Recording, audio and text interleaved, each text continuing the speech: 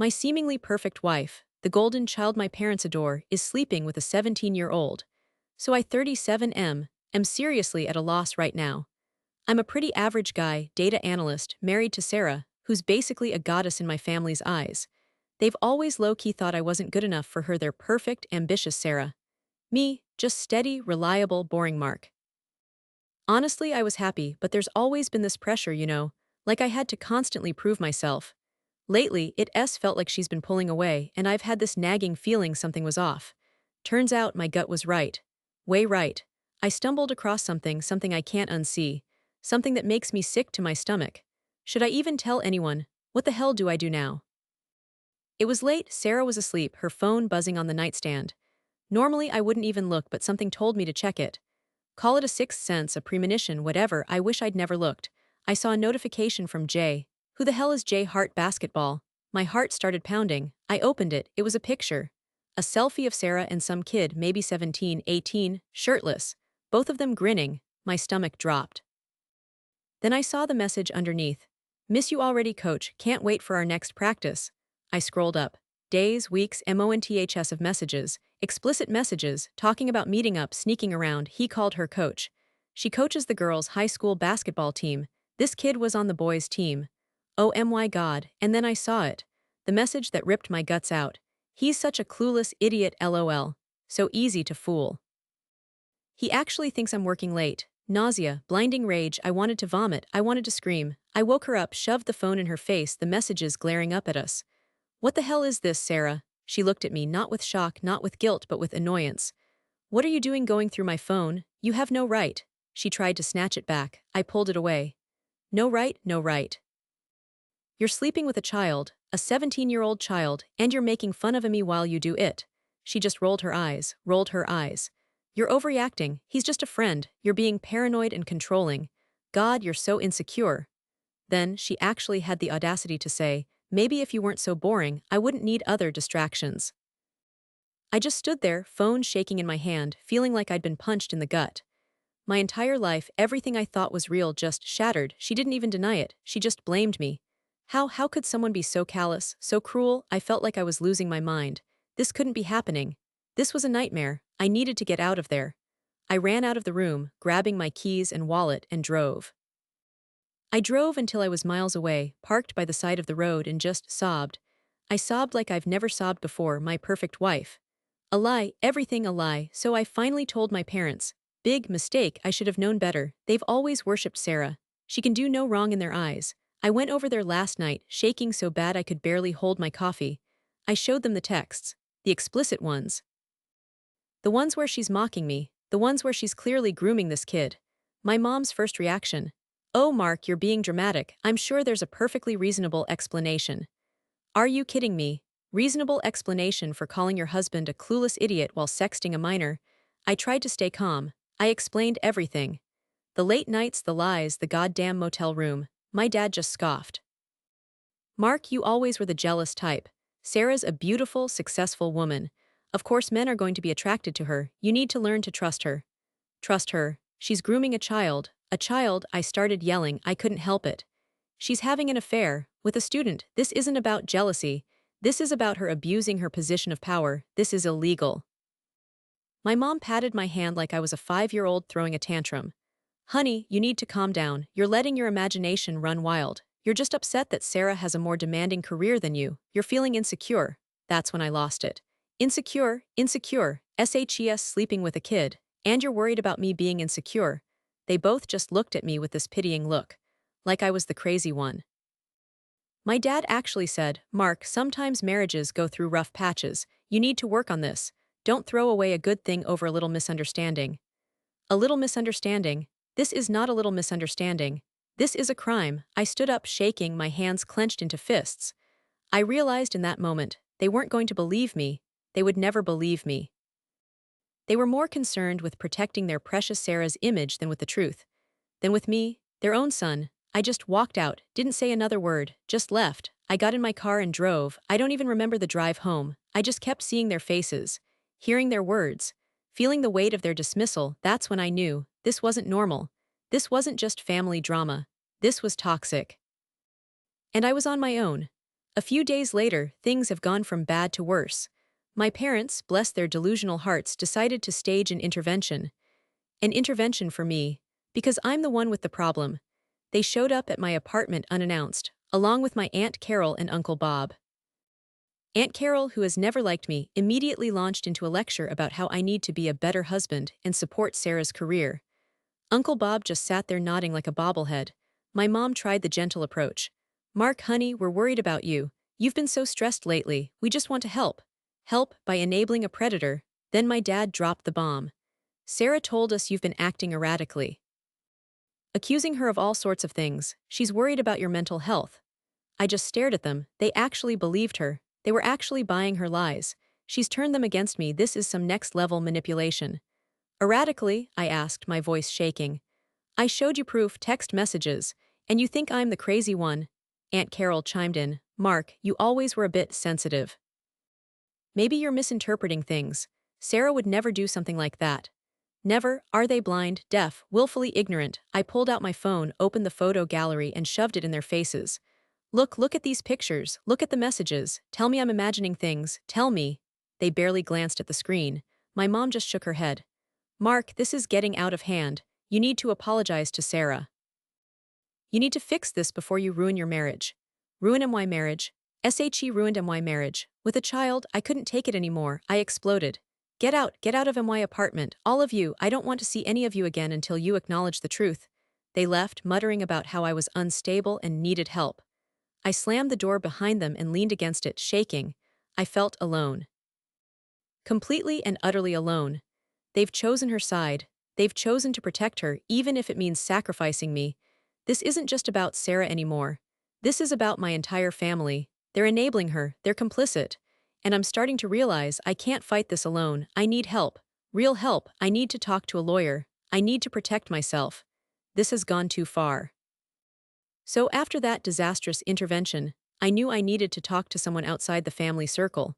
Someone who wasn't blinded by Sarah's halo. My cousin Lisa, she's HR at a big tech company, always seemed pretty level-headed. I was hesitant to tell her, ashamed, honestly. But I was desperate. I called her, asked if we could meet for coffee. When we sat down, I could barely look her in the eye. "Lisa," I started, my voice cracking. I don't know how to say this, it's about Sarah." "What's wrong?" she asked, her brow furrowing. I took a deep breath. She's having an affair." Lisa looked shocked. "An affair with who?" "That's the thing," I said, my voice dropping to a whisper. "It's a student. A 17-year-old student, from the boys' basketball team she coaches." Lisa's jaw dropped. She stared at me, eyes wide.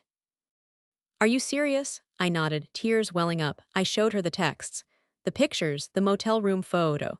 She scrolled through them slowly, her face a mask of disbelief. "Oh my God, Mark," she whispered. This is huge. This isn't just an affair. This is potentially illegal. This is abuse of power. This is a serious ethical breach." Hearing her say those words, hearing someone finally acknowledge the gravity of the situation, it was like a dam broke inside me. I started sobbing, the weight of everything crashing down. Lisa reached across the table and squeezed my hand. "Mark," she said, her voice firm, "you're not overreacting. This is not okay. This is not your fault." Those words, "not your fault." They hit me like a ton of bricks. For weeks I'd been questioning myself, wondering if I'd somehow driven Sarah to this. Wondering if I was the problem. Hearing Lisa validate my feelings, it was like a lifeline. What should I do?" I asked, my voice choked with emotion. Lisa looked at me, her expression serious. "First," she said, "you need to document everything.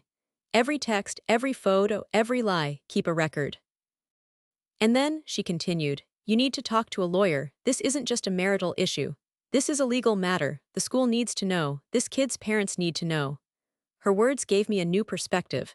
I'd been so focused on the betrayal, on the pain, that I hadn't thought about the bigger picture. This wasn't just about me and Sarah.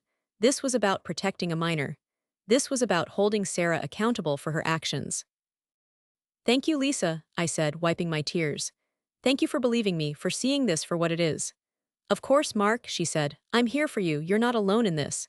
Leaving that coffee shop, I felt different, stronger, like I finally had a plan. Lisa's words had given me a sense of purpose. This wasn't just about my broken marriage anymore. This was about justice. And I was finally ready to fight. It was a Tuesday night, the kind of drizzly, depressing evening that mirrors the state of your soul. Lisa's words kept echoing in my head. Document everything. I felt like a goddamn private investigator following my own wife. I knew it was pathetic, but I needed to see it with my own eyes. To finally kill that last sliver of doubt, that stupid, desperate hope that maybe, just maybe, I was wrong. I'd tracked Sarah's car to a cheap motel on the outskirts of town, the kind with flickering neon signs and hourly rates. My heart was hammering against my ribs, a frantic bird trapped in a cage.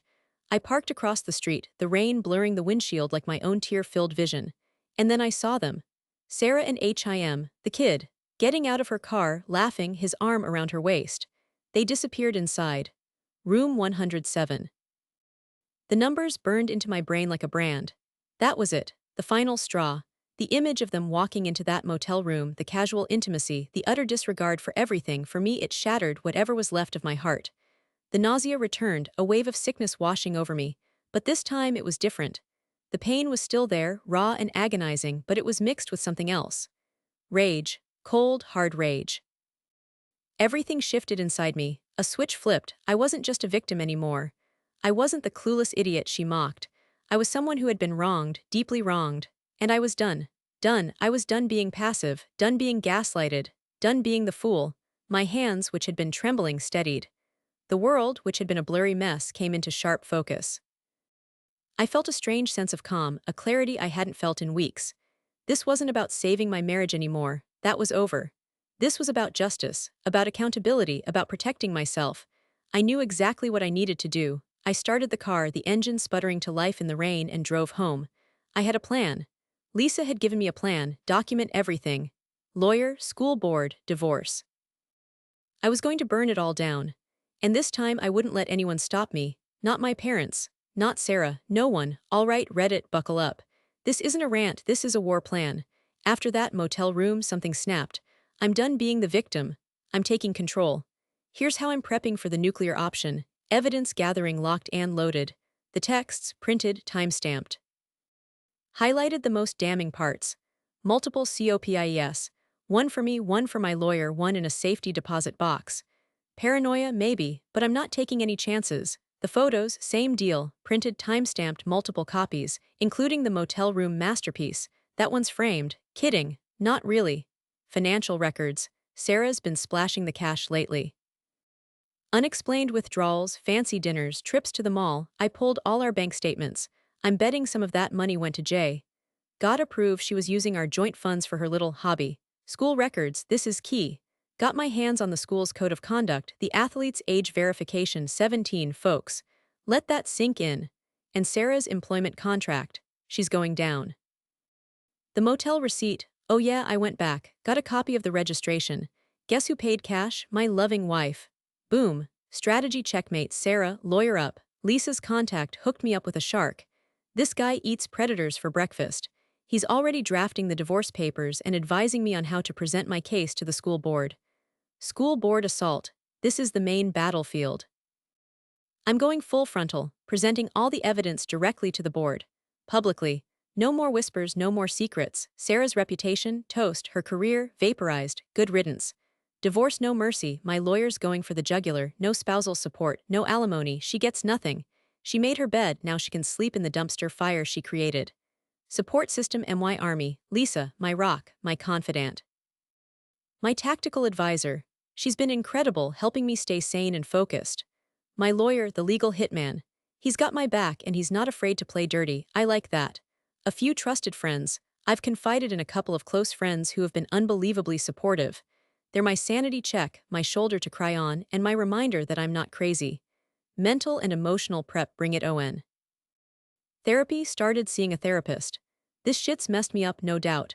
Gotta process the trauma, the betrayal, the sheer WTF-ness of it all. Anger management. Yeah, I'm angry, righteously angry, but I can't let it control me. I need to channel that anger into action. Into destruction of Sarah's life. Figuratively, of course, mostly. Acceptance. This is the hardest part. Accepting that my marriage is over. Accepting that the woman I loved is a monster, but I'm getting there. Every day the pain gets a little duller, replaced by a burning desire for justice. I'm terrified, Reddit. This is going to be a bloodbath, but I'm ready, I'm armed. And I'm not backing down. Wish me luck. I'm going to need it. This is going to be epic. The school board meeting room was stuffy, the air thick with anticipation. Sarah sat at the table with her parents flanking her, their faces a mix of concern and defiance. Her lawyer, a slick-looking guy in a ridiculously expensive suit, whispered something in her ear. I sat across from them, my lawyer beside me, a USB drive containing all the evidence clutched in my hand like a grenade. Lisa sat in the row behind me, her presence a silent source of strength. The board members filed in, their expressions neutral, taking their seats like judges at a trial. The superintendent, a stern-looking woman with steel-gray hair, called the meeting to order.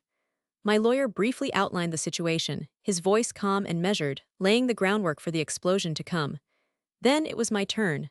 I stood up, my legs shaking slightly, but my voice surprisingly steady. Members of the board, I began, I'm here today to present evidence of a serious breach of ethics and a potential violation of the law by one of your employees, Sarah last name. Sarah's mom gasped dramatically, clutching her pearls like I was accusing her daughter of murder. Sarah just smirked, rolling her eyes like this was all a big joke. Her lawyer stood up.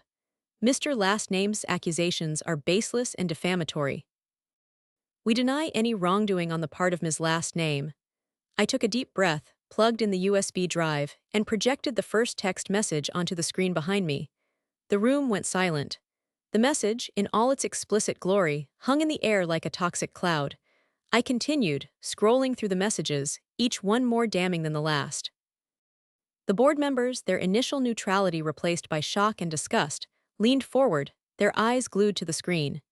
These messages, I said, my voice rising, clearly demonstrate an inappropriate and potentially illegal relationship between Ms. Last Name and a minor student, a student she was entrusted to coach and mentor.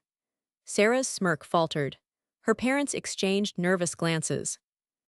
Her lawyer sputtered, trying to object, but the superintendent silenced him with a raised hand. I then presented the photos, the motel room receipt, the financial records, each piece of evidence adding another layer of undeniable proof. I finished with a sworn affidavit from the athletes' parents, detailing their horror and outrage at Sarah's actions. Their words, read aloud by my lawyer, echoed in the silent room, a testament to the devastation Sarah had wrought. The turning point came when the superintendent, her face grim, turned to Sarah and asked, Ms. Last Name, do you have anything to say in your defense? Sarah, her carefully constructed facade finally crumbling, burst into tears.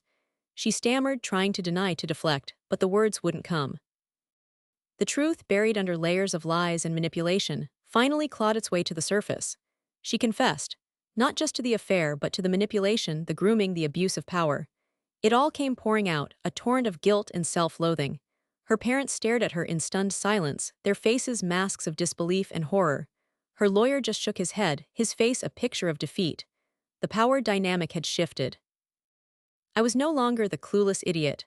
I was the one holding all the cards, and it felt good. The board's decision was swift and unanimous. Sarah was terminated, effective immediately. As she was escorted out of the room, her head hung in shame, I felt a wave of not happiness, not exactly, but relief. A sense of closure. A sense of justice.